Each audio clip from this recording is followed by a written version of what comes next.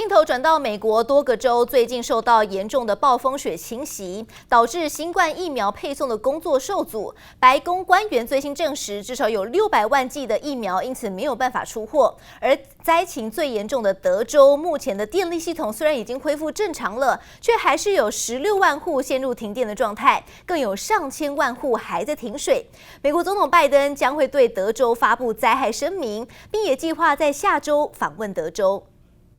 美国近日有多州面临严重暴风雪，全美更有2000多个疫苗接种中心因为停电无法运作。白宫最新证实，共有600万剂新冠疫苗因此出货遭到延误，相当于3天剂量。Our hearts go out to the people in Texas, Louisiana, and across the country who've been impacted by the severe weather this week.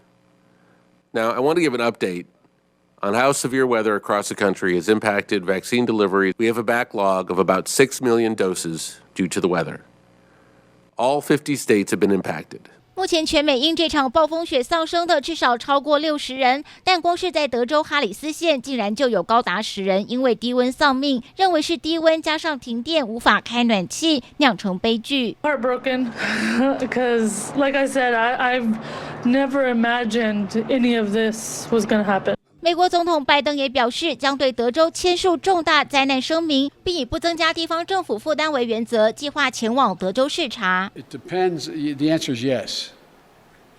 Question is, I had planned on being in Texas the middle of next week, but what I don't want to be is a burden. 目前德州电力系统已恢复正常，但还有约16万户没有复电。天然资源丰富的德州拥有自己独立电网系统，但没有考虑到极端气候预做准备，造成这次停电浩劫，更影响供水运作。卖场外民众车潮大排长龙，却买不到瓶装水，让管理德州电网的 ERCOT 电力可靠度委员会备受责难。Now, what happened is ERCOT fell short on all 3 of these promises they made, which is exactly why that I have ordered the state legislature to investigate exactly why ERCOT fell short here and to make sure this never happens again. 特斯拉创办人马斯克也表示 ，SpaceX 以及特斯拉已经在可行范围内对德州提供直接援助，包括救援海龟以及帮助水厂恢复动力。更在推特毫不留情批评德州电力可靠度委员会 ERCOT 名称中的 R 原本代表可信赖度的意思，显然根本没有做到。记者黄心如、林巧清综合报道。